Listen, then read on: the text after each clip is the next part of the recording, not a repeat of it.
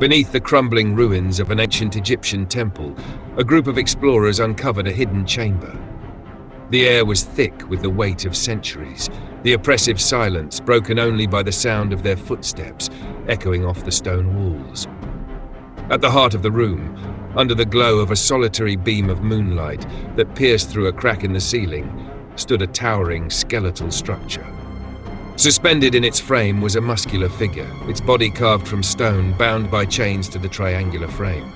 A crude mask of iron obscured its face, giving the impression that it was a guardian or a prisoner. Hieroglyphs lined the walls, their meanings long lost to all but the most dedicated scholars. One of the explorers, Dr. Adrian Malik, ran her fingers across the inscriptions. "This figure," she murmured, her voice barely audible in the cavernous space, "was condemned by the gods, a sentinel cursed to stand watch over the treasures of the dead for eternity." The team approached the figure with caution. The ground beneath it was littered with shards of stone and ancient debris. One of them, a bold young adventurer named Mark, reached for a golden amulet lying in the rubble near the sentinel's feet. The moment his hand made contact with the relic, the chamber shook violently. Dust cascaded from the ceiling, and a deep, guttural growl reverberated through the air. The eyes of the stone figure flared with an eerie, unnatural light. "It wasn't a statue," Adrian gasped. "It's him, the bound sentinel, alive." The sentinel's chains rattled, and one by one they snapped. The figure's massive limbs stretched, the stone cracking and falling away to reveal sinewy flesh beneath. With an unearthly roar, it lunged forward, dragging the remnants of its broken frame. The mask obscuring its face seemed to amplify its rage, its hollow mouthpiece emitting a sound that froze the blood in their veins. The explorers scrambled for the exit, but the chamber's entrance had collapsed, trapping them inside with the awakened sentinel. Adrian frantically deciphered the hieroglyphs, searching for a way to stop the creature. "He was bound by a curse," she yelled, "to protect the treasures of the pharaoh from the greedy. He only awakens when the sacred relics are disturbed." Mark, clutching the amulet, realized his mistake. "I'll put it back!" he shouted, tossing it toward the pile of treasures scattered beneath Sentinel.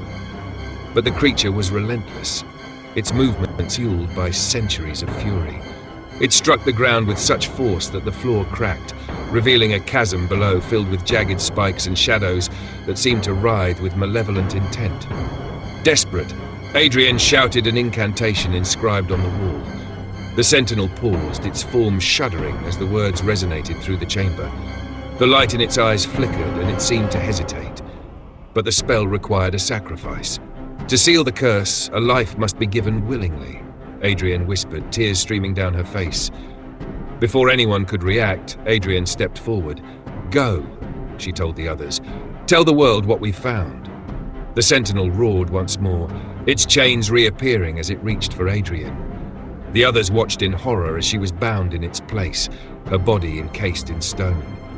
The chamber fell silent, the curse restored, and the sentinel returned to its eternal slumber. When the survivors finally escaped, they swore never to speak of what had transpired. But beneath the sands of Egypt in the cursed chamber, Adrian's stone figure now stands in eternal vigil, her fate intertwined with the treasures she sought to uncover.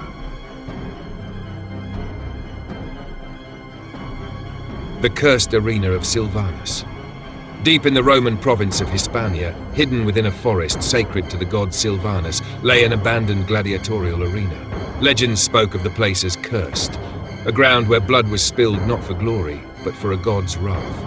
The arena had fallen into ruin, yet its power lingered, whispering its dark tale to those brave or foolish enough to listen. Lucius Marcellus, a young Roman officer, was tasked with leading his cohort through the forest to investigate the disappearance of travelers.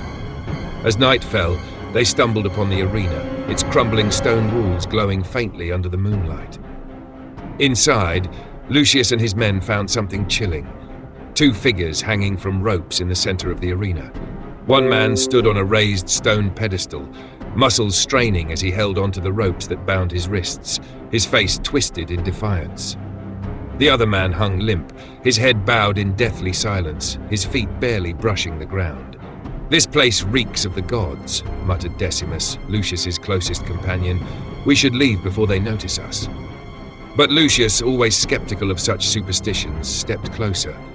He noticed strange carvings etched into the pedestal, ancient symbols not of Roman origin but of something far older. The whispers began then, faint at first like the rustle of leaves, but they grew louder. The air grew heavy, thick with the metallic scent of blood. The ropes swayed, though no wind stirred the forest. Suddenly, the man on the pedestal opened his eyes. They glowed an unnatural gold, piercing through the darkness. "Why do you disturb our rest?" he bellowed, his voice resonating with a mix of human anguish and something otherworldly. The soldiers froze in terror as the limp body next to him began to rise, its head snapping upright. Its hollow eyes burned with the same golden glow. The dead man spoke, his voice echoing unnaturally. "We were chosen. We were sacrificed for the god Silvanus. Now all who trespass will join us." The ground trembled as cracks snaked across the arena floor, releasing a foul stench. Shadows poured from the cracks, swirling around the soldiers, forming the shapes of long-dead gladiators. They bore rusted swords and spears, their skeletal faces locked in eternal agony. Lucius barked orders, but the men panicked, their swords useless against the spectral warriors. One by one, the soldiers were dragged into the darkness, their screams echoing through the arena. Lucius fought valiantly, his blade slicing through the air, but his strikes met nothing but empty shadows. The glowing man on the pedestal stepped forward, his restraints now broken. "You have walked onto cursed ground," he said, his voice softer but no less menacing. "This arena demands tribute, blood for the god of the forest." Lucius fell to his knees as the shadows encircled him. He realized too late that the curse was unbreakable. The arena had been a trap for centuries, drawing in the living to fuel its eternal hunger. By dawn, the arena was empty once more, its eerie silence returned. The forest around it grew thicker, as if shielding its dark secret. And within the arena, two new figures now hung from ropes in the center, one defiant, the other limp, forever part of Silvanus's eternal ritual.